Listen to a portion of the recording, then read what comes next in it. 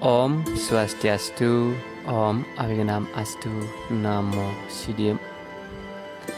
Pada kisah kali ini menceritakan Lembu Nandaka diserang prajurit Raja Janapanggala, sang Raja Singa, dengan patihnya Sambada, sang Serigala. Episode ini berjudul Serigala dengan Genderang. Yuk simak cerita lengkapnya dan ambil nilai moralnya.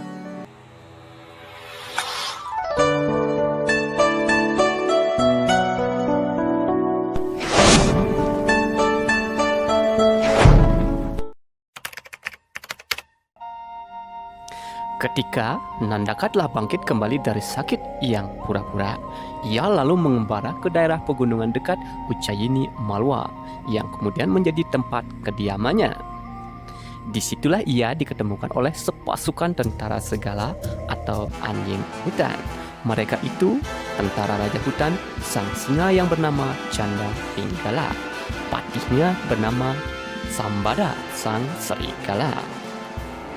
Pasukan serigala itu sedang berkeliaran dalam hutan mencari mangsa untuk dipersembahkan kepada rajanya, yaitu Canda Pinggala. Setiba di tengah hutan, mereka berjumpa dengan Nandaka. Begitu melihat Nandaka, mereka segera menyerang dengan sepenuh kekuatan, bersama-sama mengepung dan akan serentak menggigitnya. Nandaka sangat terkejut, namun kemudian menyerang anjing-anjing hutan itu sehingga gerombolan serigala itu dengan penuh ketakutan melarikan diri ke segala jurusan, khawatir kalau terkena tikaman tanduk lembu jantan. Akan tetapi Nandaka terus mengejar dan menyeruduk. Pasukan serigala menjadi kelam kabut ketakutan, akhirnya menderita kekalahan. Nandaka mengeram dengan suara yang amat dahsyat, sehingga pasukan serigala ketakutan dan lari masuk ke dalam jurang.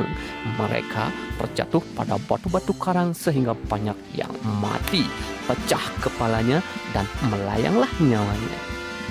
Sisanya yang masih hidup melarikan diri dan segera melapor kepada sang Prabu Singa Canda Pinggala serta berujar, "Demi pengabdian hamba kepada Gusti, hamba yang rendah ini mengaturkan laporan ke hadapan Gusti yang perkasa.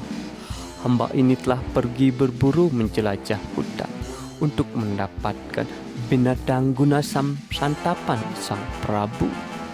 Dalam hutan di sana, hamba berjumpa dengan seekor binatang yang sekalian hamba ini belum pernah melihatnya. Warnanya hitam, badannya besar sekali dan mempunyai sepasang tanduk yang panjang lagi tajam. Ia memandang ke kanan, ke kiri dengan bengis. Badannya kuat dan tubuhnya mengkilap. Hamba semua telah mencoba untuk menyerang dan menggigitnya bersama-sama. Tetapi sebaliknya hamba sekalianlah yang dikejar." Sambil memperdengarkan suara hembusan yang dahsyat, ia mengejar dan banyak di antara hamba yang telah mati terbunuh, terjatuh ke dalam jurang dan terbentur pada batu-batu. Yang masih selamat kini mengaturkan laporan ke hadapan sang Prabu yang mulia dan kepada pemimpin hamba Gusti Patih Sambada, sang serigala. Sri Canda Pinggala amat terperanjat mendengar laporan tentara serigala tentang peristiwa luar biasa yang menimpa diri mereka itu.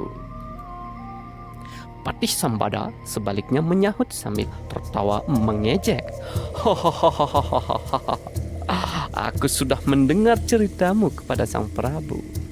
Kamu sekalian telah menjadi sangat ketakutan pada waktu mendengar suara gemuruh itu. Tak satu pun di antara kalian yang berani memperlihatkan kekuatan. Maka sekarang aku akan memperdengarkan kepadamu sekalian sebuah cerita. Dengarkanlah baik-baik. Pada zaman dahulu, ada sebuah kerajaan yang bernama Kusambing Negara. Masyhurlah raja yang berkuasa di negara itu. Namanya Maharaja Sri Wisnugupta.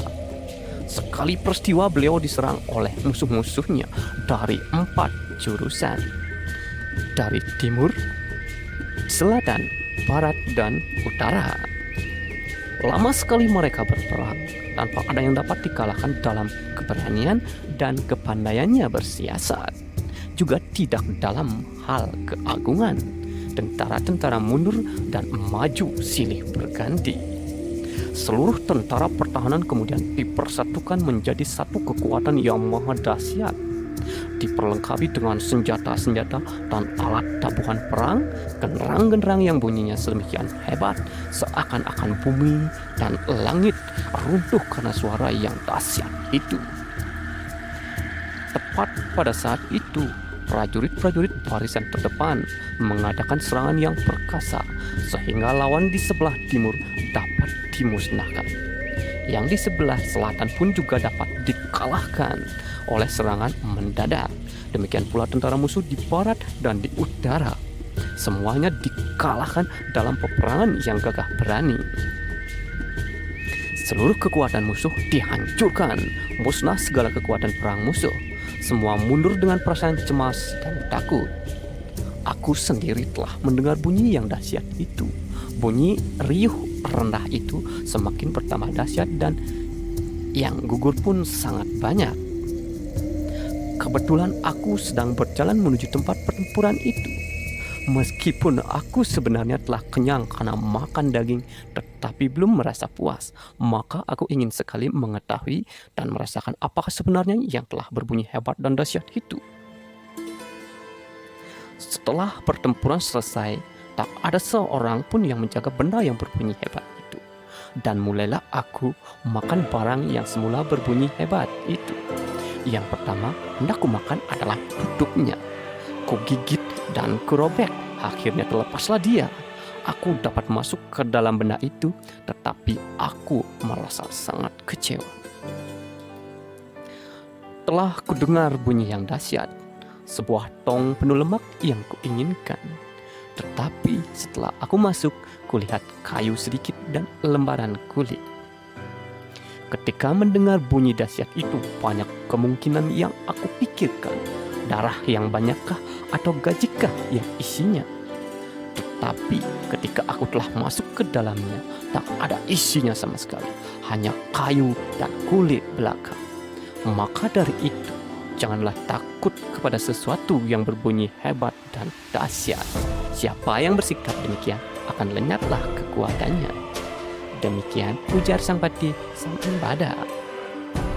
Tentara serigala itu lalu berangkat lagi, berjalan terpencar untuk mencari tempat kediaman sang Nandaka. Lembu jantan itu telah pergi masuk hutan dalam-dalam dengan maksud untuk menghindarkan macam-macam bahaya. Tetapi tentara serigala terus mencari jejak-jejaknya. Demikian pula Raja Hutan sang Candapunggala.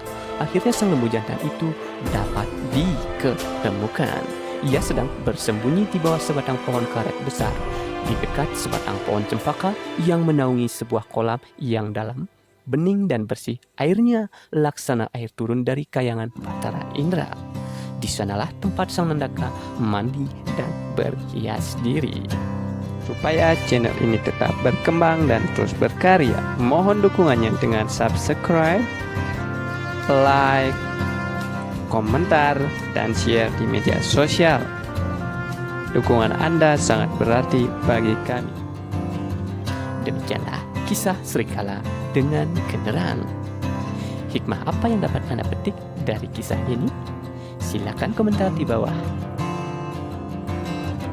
Sedikit saya menambahkan, barangkali majas metafora tong kosong nyaring bunyinya berasal dari kisah ini. Mengingat kisah ini sudah sangat lampau, bisa didengarkan penjelasannya bagian akhir. Kisah ini mengajarkan bahwa sesuatu yang terlihat bersuara hebat belum tentu hebat beneran. Kita perlu menguji atau mengenali lebih jauh untuk mengetahui yang sesungguhnya. Serupa seperti peribahasa Bali yang menyatakan, buke bukite johin katon rawit, laksana gunung nan jauh nampak indah. Tetapi ketika masuk hutan di gunung itu, tak seindah pemandangannya yang tampak dari jauh. Setelah didekati ada jurang sana-sini, banyak bahaya yang mengancam. Demikian pula kehidupan dalam masyarakat. Banyak yang tampak sempurna, namun ternyata banyak masalah dalam keluarga itu yang tak tampak. Yang terlihat hanyalah baik-baiknya saja. Oleh karena itulah, kita harus mensyukuri atas apa yang dimiliki. Ada kalanya kita juga dianggap hebat oleh orang lain, padahal kita tahu dan sadar bahwa kita hanyalah butiran debu. Biarlah orang lain menilai begini, menilai begitu. Yang terpenting, kita tampil apa adanya, bukan diatak-atakan. Demikianlah kiranya yang dapat saya sampaikan. Semoga dapat dipetik nilai moralnya. Jangan lupa tonton cerita sebelumnya ataupun cerita selanjutnya. Om Santi Santi Santi Santi Om. Apa itu Tantrika Mandaka? Kitab Tantrika Mandaka merupakan salah satu kitab Nusantara yang berisi kisah-kisah binatang yang syarat dengan nilai-nilai moralitas dan budi pekerti. Kitab ini dahulunya ditulis di daun lontar dengan bahasa Jawa kuno, yang pada masa penjajahan dibawa ke Belanda oleh cendekiawan Belanda.